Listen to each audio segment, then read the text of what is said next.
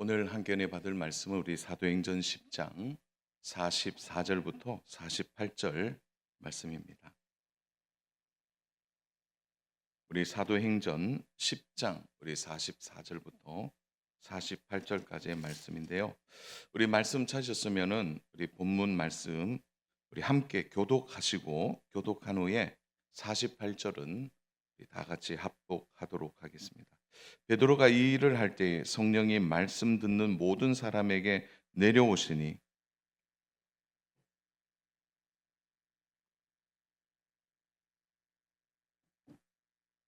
이는 방언을 말하며 하나님 높임을 들음이러라.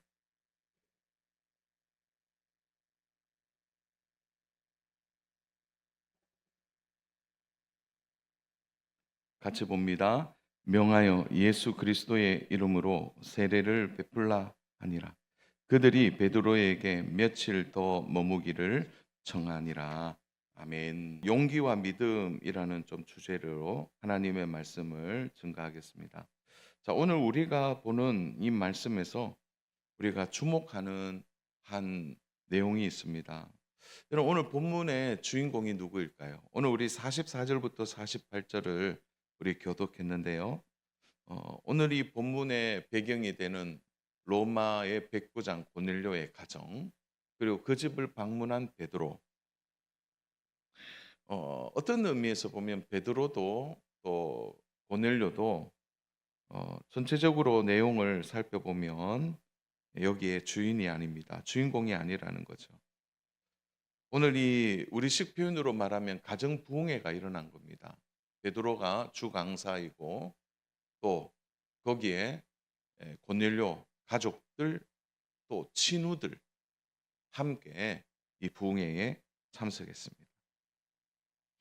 여기에 보면 전체적인 주어라고 말한다면 그것은 바로 성령이라고 말할 수 있는 거죠. 그래서 오늘 본문 전체를 읽어보면 성령님께서 모든 상황들을 주도해 가시는 장면들이 곳곳에 나오고 있습니다. 사도행전 전체에 있어서 9장과 10장, 오늘 우리가 10장의 중간부를 읽었는데 이 9장과 10장의 전체적인 위치, 이 포지션을 보면 매우 중요하다 이렇게 말할 수 있습니다.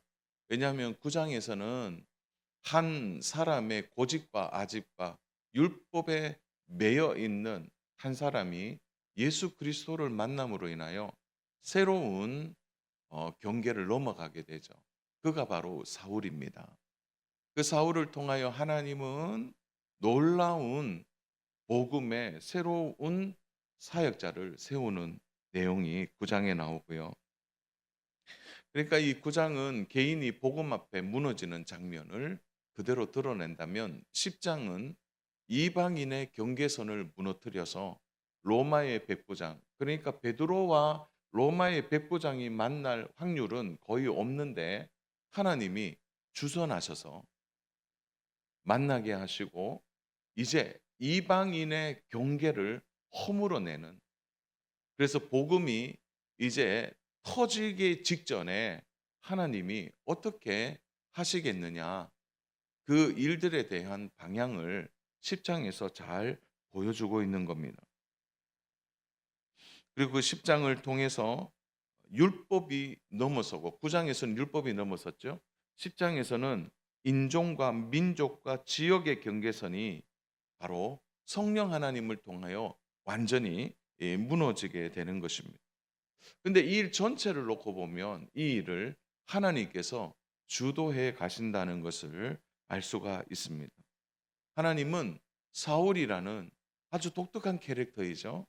그를 깨뜨리셔서 이방인의 복음의 문을 열 수 있는 선봉장으로 하나님이 세우시고 또 그 일의 확신을 10장을 통해서 이방인들이 복음을 받아들이는 사건을 통해 하나님이 어떻게 이방인 선교를 주도해 가시는지를 그대로 보여주고 있는 것입니다.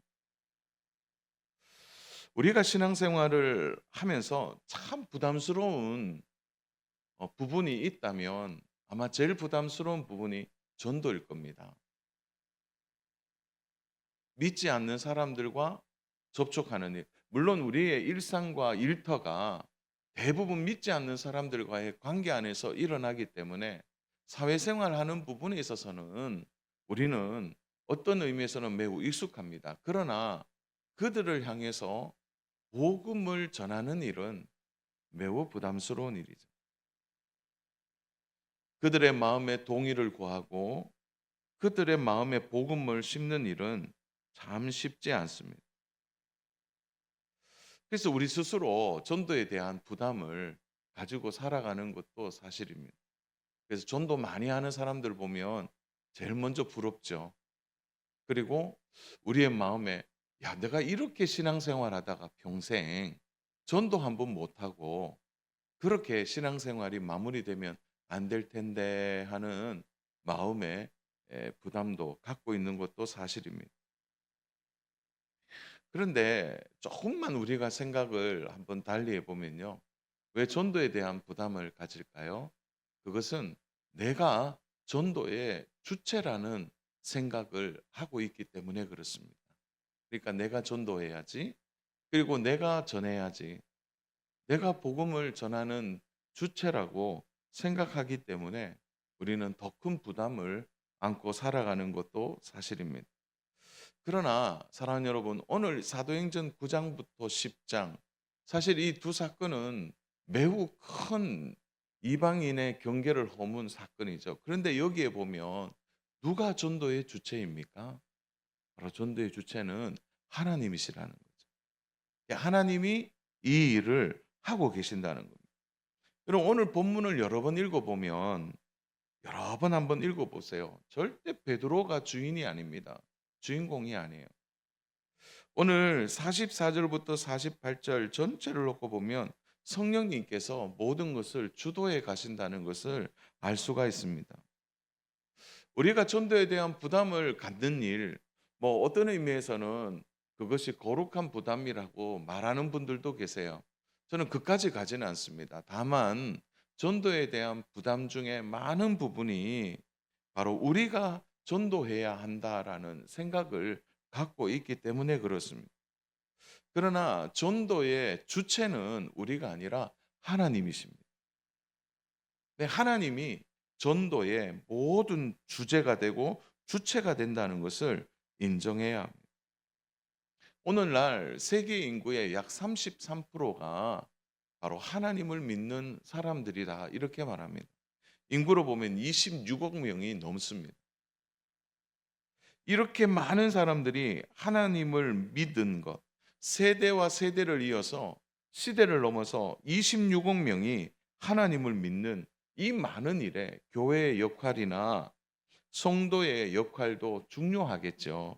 그러나 교회와 성도가 결코 주체가 아닙니다. 그 중심에는 하나님의 직접적인 선교가 있는 거죠. 그걸 미시오 데이라고 얘기하는데요. 하나님이 선교의 주체라는 거예요. 그래서 하나님이 하시는 일이라는 이 대전제가 오늘 우리의 마음속에 있어야 되는 거예요. 그러니까 전도는 내가 한다.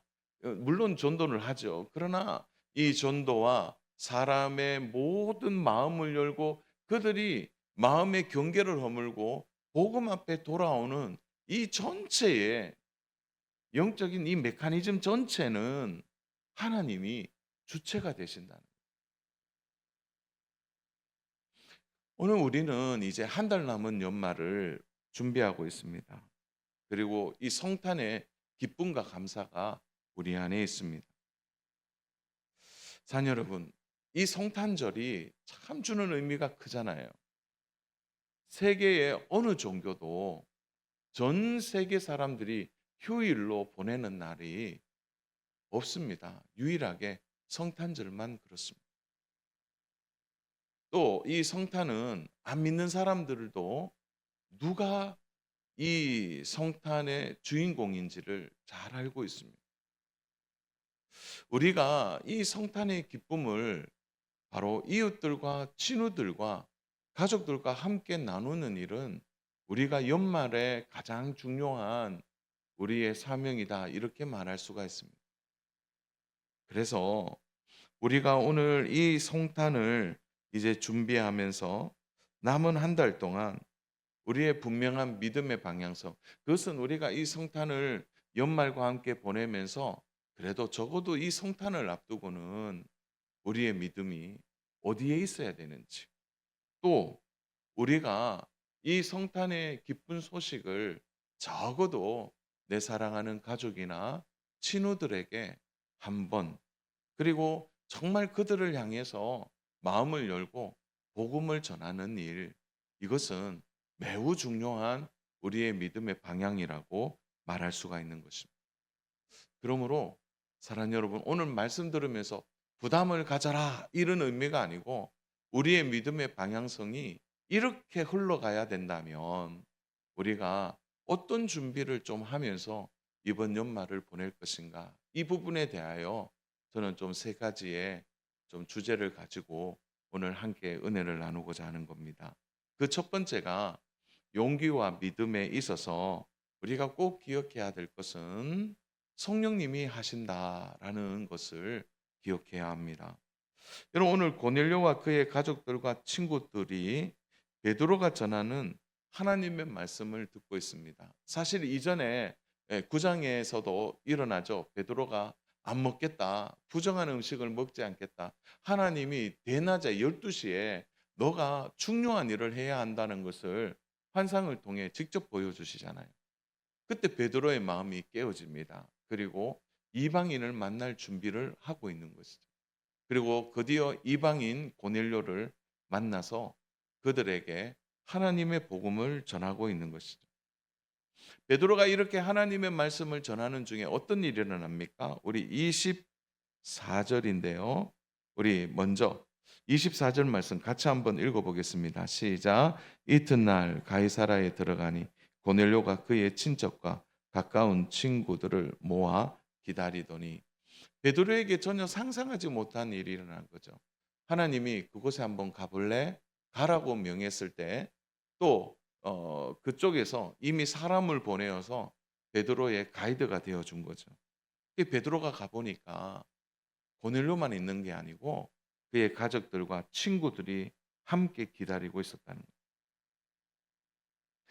베드로는 그들을 향해 이제 자신이 무엇을 해야 하는지를 알고 있었던 거죠. 그래서 복음을 전하고 있습니다.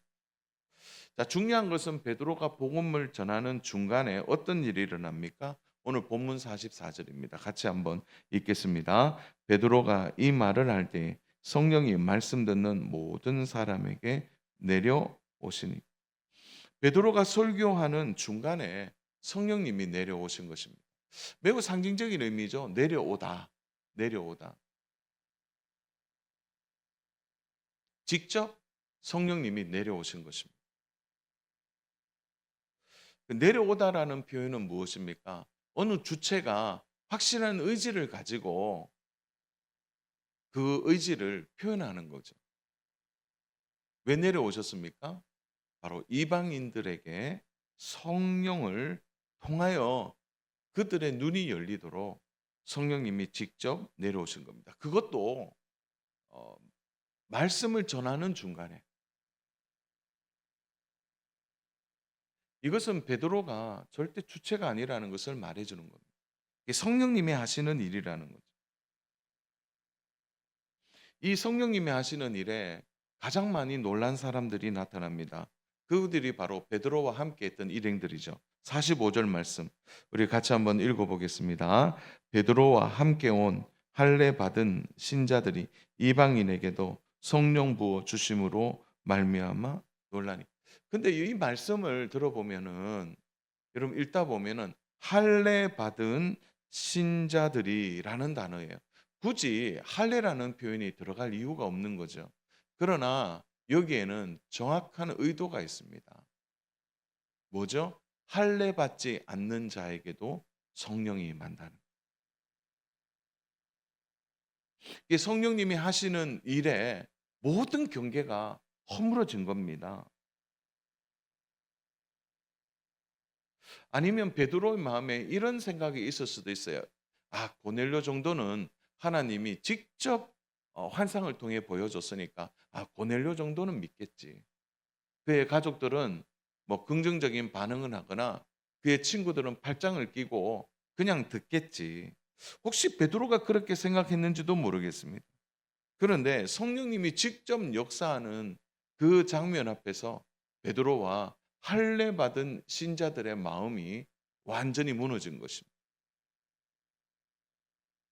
왜냐하면 유대인의 마음 안에는 기능적으로 정서적으로 이방인들은 하나님을 믿을 수 없다는 생각을 하고 있었기 때문입니다. 그들이 이미 아브라함 때부터 그 할례를 통해서 그들은 하나님의 백성이라는 분명한 정체성을 갖고 있었는데 수천 년 동안 하나님과 상관없이 살아간 그들에게 할례 없는 그들에게 하나님의 성령이 임한다? 그건 상상할 수 없는 일이라는 거예요. 이미 베드로와 그의 일행의 마음에는 굳은 마음이 있는 거죠. 나름의 경계를 갖고 있었던 겁니다. 그저 한두 명 이 자리에서 믿으면 만족할 거다 생각을 하고 있었는지는 모르겠어요. 인종적으로나 신분적으로 전혀 다른 이들이 어떻게 성령을 받느냐라는 거예요. 이방인들에 대하여는 유대인들은 철저하게 거리를 둡니다. 코로나 시기에 우리를 가장 힘들게 했던 것이 거리두기 아닙니까? 접촉을 피하는 것이죠. 이미 경계선을 그어 놓고 넘어가지도 않고 넘어와서도 안 된다는, 그래서 우리는 깨끗한데 너희는 깨끗하지 않아. 그런데 그들이 성령을 받고 부정한 그들이 성령을 임하는 모습은 베드로와 그의 일행에게는 충격적인 일입니다. 그뿐입니까? 우리 46절을 한번 보십시오. 그들이 하나님을 높이는 모습은 한 번도 상상해 보지 못한 모습입니다. 46절 같이 읽겠습니다. 이는 방언을 말하며 하나님 높음을 들음이러나. 그들이 귀를 의심할 정도로 하나님을 높이는 그들의 소리를 들었다는 겁니다. 여러분, 이것은 그 당시에는 놀라운 일이죠. 사랑 여러분, 오늘 우리가 이 말씀 앞에 오늘 우리에게 있어서 복음을 우리의 수준으로 낮춰서는 안 됩니다. 내 생각 속에 하나님을 두고 내 생각을 넘어가는 하나님을 생각하지 못하는 오늘 우리의 제한된 신앙의 모습을 갖고 있다는 것을 다시 생각해 봐야 한다는 거예요. 우리는 참 쉽게 사람을 평가해요. 야, 저 사람은 믿을 사람이 아니야. 저 사람에게는 도저히 그런 사람이 될 수가 없어. 저 사람의 생활이나 지식의 수준을 놓고 보면 믿을 사람이 아니다라는 겁니다. 목회자인 저에게도 아주 안 되는 것 중에 하나가 이런 건 것 같아요.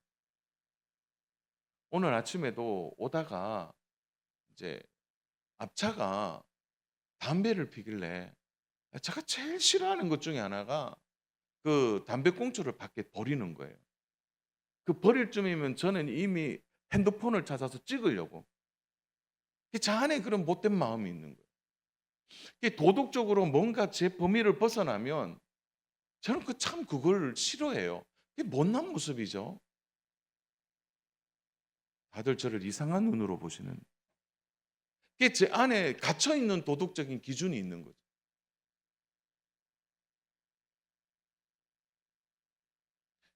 진짜 그 담배꽁초를 밖에 버리는 거예요. 그것도요. 그냥 이렇게 미안하고 죄송해서 창문을 열고 이렇게 떨어뜨리면 되는데 꼭 담배꽁초 버리는 사람 어떻게 버립니까? 막 순간적으로 이렇게 확 올라오더라고요. 그게 제 안에 아직도 못난 모습이 있는 거예요. 그러니까 사람을 보고 판단하는 거예요. 근데 그 속에는요, 매우 음흉한 제 나름의 의가 있는 겁니다. 나는 그래도 이 정도의 수준이 있는 사람.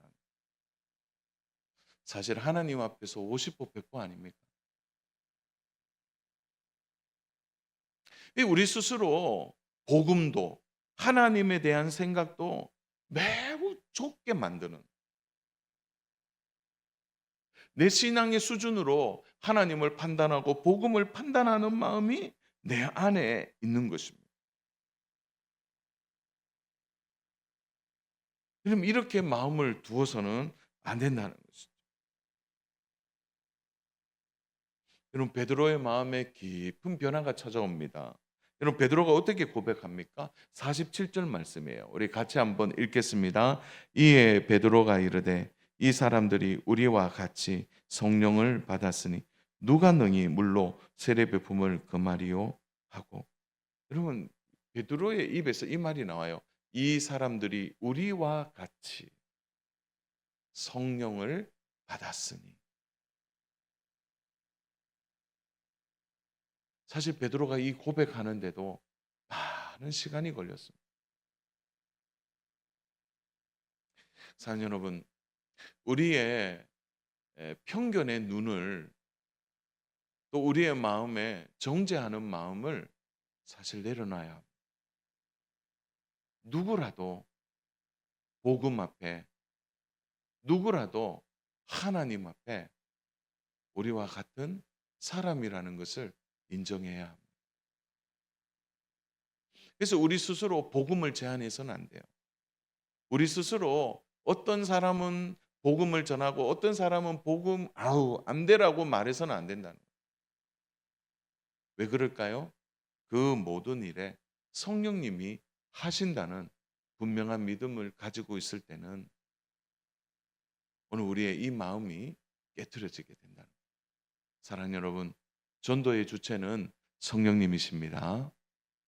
우리가 다시 한번 사람에 대한 평가와 편견과 판단을 내려놔야 하는 것입니다. 그러므로 오늘 우리에게 적용한다면 두 번째, 용기와 믿음에 있어서 우리는 편견을 넘어서야 한다는 겁니다. 우리가 교회 생활을 하면서 교회 생활이 익숙해지고 오랫동안 교회 활동을 하다 보면은 우리 안에 생각하지도 못한 기준을 갖게 된다는 거죠. 나도 모르게 교회 바깥에 있는 사람들을 평가하게 되는 것입니다.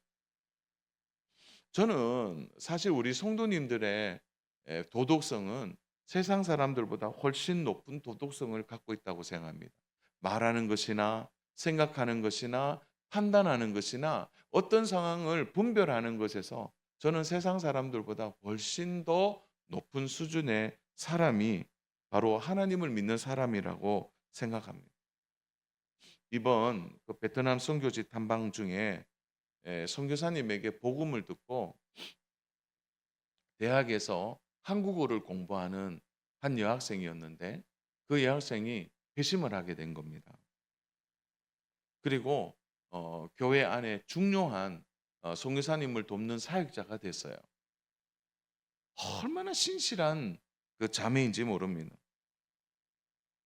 근데 그 자매가 선교사님한테 그런 이야기를 했는데, 그 선교사님이 그 얘기를 듣고 저한테 얘기를 해주는 거예요.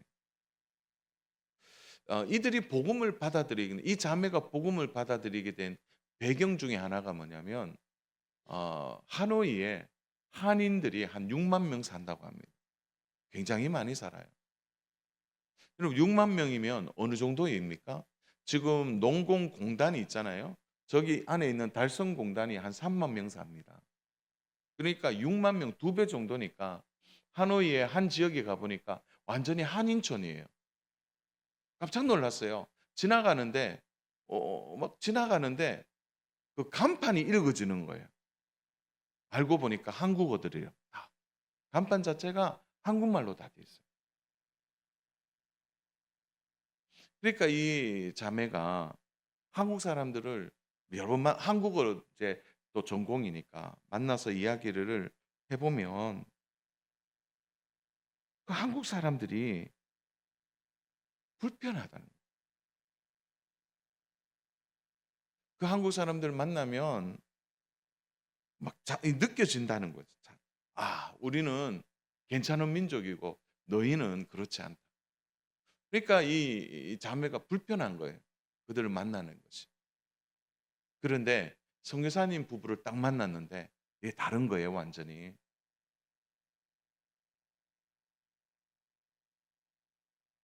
그러면서 그런 얘기를 했다는 거예요, 선교사님 보고. "아, 선교사님은 저 한국 사람과 다른 것 같아요." "왜 다르죠? 왜 다르죠? 저들과?" 거기에 복음의 핵심이 있는 거예요.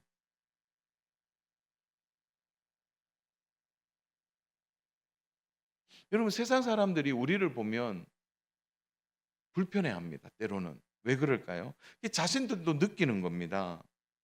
'아, 우리가 교회 성도들에게 판단받고 있구나.' 물론 그들도 우리를 판단하지만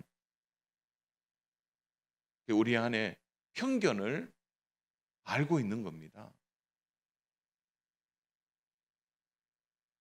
자녀로 우리가 꼭 생각해야 될 게 있어요. 그것은 예수님께서 이 땅에 오셨을 때 모든 경계를 넘어섰다는 거예요. 어느 누구도 죄인과 가까이 하는 사람이 없어요. 거리두기 했습니다. 근데 죄인들과 먹고 마시고 함께 했다는 거예요. 특히 자신에게 시비를 걸고 힘들게 하는 바리새인과 서기관들조차도 예수님은 그들과 함께 해 주셨어요. 우리 누가복음 14장 1절 말씀인데요. 우리 같이 한번 합독하겠습니다. 안식일에 예수께서 한 바리새인 지도자의 집에 떡 잡수시러 들어가시니 그들이 엿보고 있더라. 바리새인과도 예수님 함께 식탁 자리를 나누었습니다. 독사의 자식들아, 이렇게 말씀하셨어요. 회칠한 무덤 같은 그들을 향해서도 예수님은 함께 식사하시고 그들과 함께 했어요. 이유는 뭘까요? 그 안에 있는 영혼을 보신 것입니다. 영혼에 대한 깊은 마음을 예수님은 갖고 계셨습니다. 누가복음 5장 31절 32절이에요. 우리 같이 한번 읽겠습니다. 예수께서 대답하여 이르시되 건강한 자에게는 의사가 쓸데없고 병든 자에게야 쓸데있나니 내가 의인을 부르러 온 것이 아니요 죄인을 불러 회개시키러 왔노라. 예수님이 그들과 밥을 먹고 함께 했던 이유는 그들의 영혼을 보신 것입니다. 사는 여러분, 오늘 우리의 삶을 살아가면서 우리 안에 있는 편견을 넘어서는 방법은 그들의 영혼을 볼 수 있어야 합니다. 그들의 외모, 그들의 말투, 그들의 삶의 방식들 마음에 안 들죠. 때로는요, 막 머리를 쓰면서 정직하게 살아가는 사람들을 부끄럽게 만들고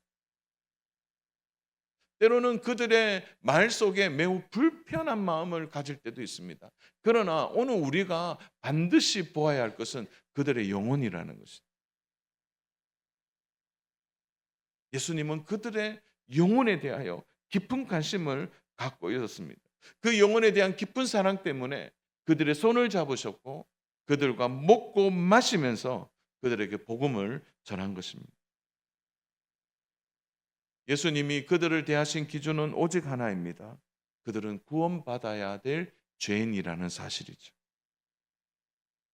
그가 가난하든 부자이든 어떤 출신이든 그가 명예롭든 명예롭지 않든 상관없이 그들의 영혼에 대한 관심을 갖고 있었다는 것. 하나님이 베드로의 편견과 고집을 깨뜨리실 가장 중요한 것은 고넬료의 영혼을 보게 하신 것입니다. 사랑 여러분, 한번 우리가 우리의 가족들과 친구들과 이웃들의 영혼을 한 번 더 깊이 들여다본다면 우리의 편견이 깨트려지지 않을까요? 우리의 고집이 또 우리의 못난 어떤 나름의 우리가 가지고 있는 가치관을 뛰어넘어야 한다. 제가 자주 쓰는 표현 중에 하나가 우리 아파트에 빌런 두 가정 오늘도 어김없이 제일 복잡한 그 자리에 주차를 해놨어요. 늘 그 차에 보면 딱지가 붙어져 있어요. 제발 여기 대지 마세요. 그러나 한결같이 제가 온 이후로 이제 9년째 사는데 어떻게 한결같은지 모르겠어요. 오늘도 그렇게 차를 대고 가더라고요. 다른 사람이 불편하든 불편하든 상관없어요. 그리고 피지 말라는 곳에 꼭 담배를 피고. 오늘 담배 얘기가 계속 나오네요. 그런데요, 하나님이 저를 깨뜨리신 가장 중요한 한 가지가 있었습니다. 만약 그가 우리 교회에 세가족으로 온다면 이거 야단한 일 아닙니까? 제가 아마 얼굴을 못 들 것 같아요. 물론 그때는 이제 장윤수 목사님 대신 세가족 그 좀 하라 그러고 얼굴을 못 들 것 같아요. 그 영혼을 볼 수 있어야 합니다. 여러분 직장이 어떤가요? 여러분 회사의 직원들은 어떤가요? 빌런 같은 사람들이 있지 않나요? 그들에게 내가 가까이 가서 뭘 하려고 하면 마음이 불편해요. 그러나 우리가 그걸 뛰어넘을 방법은 그들의 불쌍한 영혼을 볼 수 있는 마음이 있어야 합니다. 그때 하나님이 용기를 주시고 믿음을 주시리라 확신합니다. 주 안에 사랑하는 여러분, 우리가 영혼을 볼 수 있는 마음과 우리의 믿음이 열리기를 주님의 이름으로 축복합니다. 마지막 세 번째로는요, 그렇다면 우리가 한번 해봐야 되지 않을까요? 그들의 영혼을 봤다면. 자, 오늘 베드로는 하나님의 말씀에 순종했습니다. 그의 마음에 100% 순종하는 마음이었을까요? 저는 중요한 것은 베드로가 일단 움직였다는 겁니다. 하나님의 말씀을 따라서 움직여서 그들을 향해 갔다는 거죠. 자, 오늘 우리에게 필요한 것은 어떻게 전도해야 되나, 어떻게 그들에게 다가가야 하나, 또한 전도에 대한 교육을 받거나 전도를 하는 잘할 수 있는 대화, 저는 그것은 다 부수적인 거라고 생각합니다. 영혼을 사랑하는 마음으로 일단 가까이 가서 마음의 용기를 가지고 일단 한번 해보는 것. 그것이 더 중요하지 않을까요? 성경은 자주 나병에 대해서 소개하고 있습니다. 사랑 여러분, 나병 환우들, 그것에 대하여 성경이 계속 얘기하는데 매우 상징적인 동일한 주제가 하나 있지 않나요? 나병. 그건 뭡니까?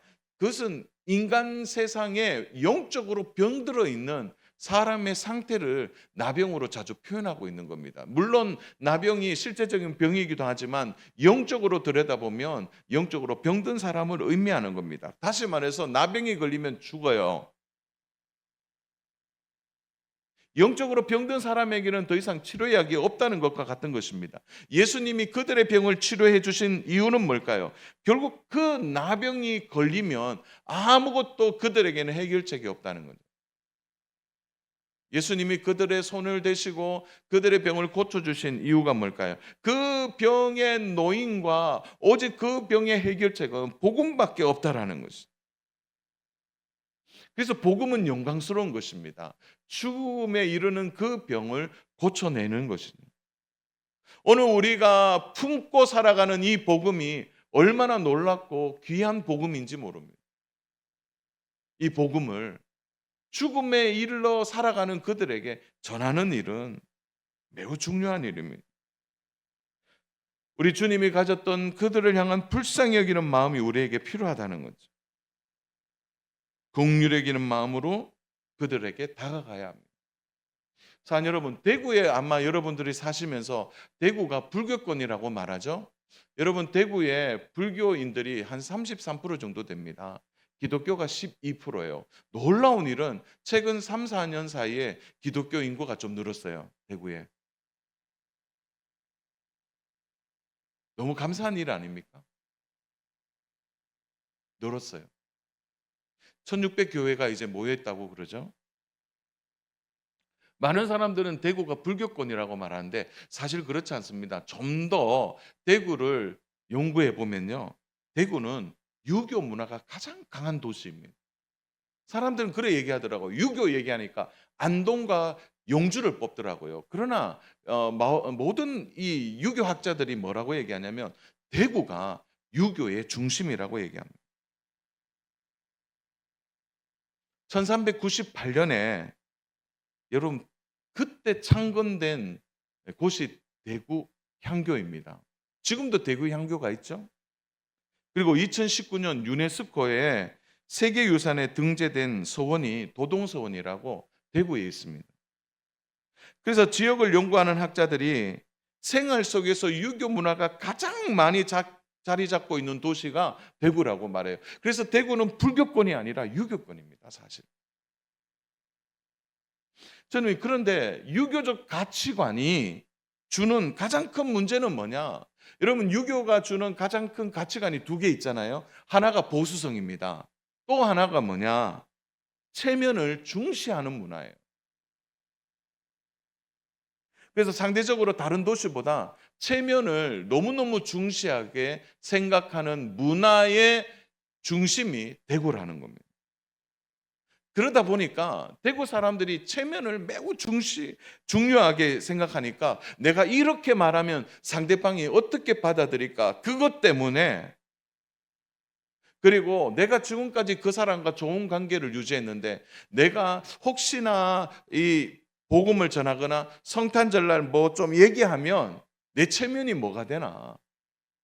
그런 체면 문화 때문에 어쩌면 우리가 가지고 있고 우리가 너무 귀한 이 보석과도 같은 복음을 전하는데 주저하고 있다는 거예요. 그래서 기독신문에서 전도하지 않는 이유를 조사해 보니까 좀 놀라운 통계가 나왔는데요. 여러분, 1위가 25%가 뭐냐면 용기가 없어서예요. 용기가 없어서. 용기가 없어서라고 말하는 이 중심에는 체면이 있겠죠? 또 2등이 뭐냐면 20%를 차지했던 게 뭐냐? 신앙 수준이 안 돼서. 스스로 신앙 수준이 안 된다고 생각하는 거죠. 이거는 뭡니까? 바로 전도와 복음의 주체가 자기 자신이라는 생각을 하고 있기 때문이에요. 제가 지금까지 설명했던 내용이 뭡니까? 말씀을 전했던 뭐예요? 전도와 복음의 주체는 하나님이시다라는. 세 번째가 20%인데 똑같이 뭐냐면 저는 이게 굉장히 공감이 되더라고요. 모범적 삶을 살지 못해서. 우리 공감하는 부분이죠. 그래서 기독신문에서 이런 전도하지 않는 이유를 설명하고 있습니다. 그러나 더 충격적인 것은 한 번도 전도를 받지 못한 사람이 지금도 대구 땅에 몇 프로가 있느냐? 34%. 우리 외웁시다. 몇 프로 있다고요? 적어도 여러분과 관계하고 있는 사람들 10명 중에 3, 4명은 한 번도 복음을 듣지 않았다는 거예요.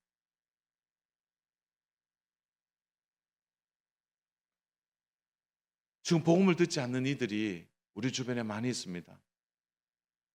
특히 지금 교회 다니게 된 사람들 중에 20% 정도는 지인의 권유로 예수님을 믿게 됐다는 겁니다.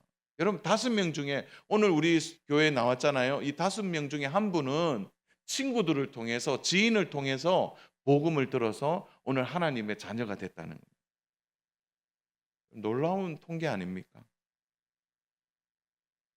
여러분, 나를 통해서 복음을 들을 사람이 34%나 돼요. 그리고 나를 통해서 적어도 5명 중에 1명은 누군가의 복음을 듣고 교회에 나왔다면 우리 한번 해볼 만하지 않겠습니까? 좀 체면 좀 내려놔야 돼요. 그리고 이번에 제가 큰 것도 아니고 성탄절에 우리 함께 성탄절에 우리 교회 가자고 얘기하면 얼마나 좋습니까? 한번 해보시기를 바랍니다. 예, 아멘이 적을 줄 알았어요. 한번 해보시기를 바랍니다. 자, 말씀을 정리합니다. 사랑하는 여러분, 예수님은 우리를 그대로 받아주셨습니다. 예수님에게는 경계가 없어요. 오늘 우리에게 필요한 이 편견을 넘어서는 것, 결국 영혼을 사랑하는 마음에서 일어납니다. 사랑하는 여러분, 우리 한번 생각을 한번 바꾸어서 우리의 신앙을 지키는 것도 중요하지만 그들을 향하여 복음을 전하는 일에 한번 힘써 보시기를 바랍니다. 이번 남은 한 달 동안 우리의 믿음의 방향성을 여기 한번 맞추면 어떨까요? 한번 그들에게 내가 적어도 성탄절날 교회 가서 예배 같이 한번 드려보자. 아직도 복음을 알지 못하는 34%가 남아 있습니다. 한 번도 듣지 못한 그들에게. 때로는 우리가 불편하고 또 그 말에 함으로 인해서 환영받지 못하는 그런 마음이 있을지라도 한번 용기 내보면 어떨까요? 한번 해봤으면 좋겠습니다. 이번 한 달 동안 한번 마음을 여시고 그들의 영혼을 향하여 기도하는 이번 한 달이 되기를 주님의 이름으로 축복합니다. 그리고 그들을 하나님 불쌍히 여겨 주셔서 우리가 절대 전도의 주체가 아니에요. 하나님이 그들의 마음을 여시고 그들의 마음 안에 함께 하시는 은혜가 있을 줄로 믿습니다. 누가 합니까? 우리가 전했는데 그래 한번 교회 가보지 뭐. 그래 내가 한번 나가볼게. 그래 나도 궁금했다. 한번 가보자. 이런 답변을 여러분들이 소스라치게 듣는 그런 은혜가 있는 이번 한 달 되기를 주님의 이름으로 축복합니다.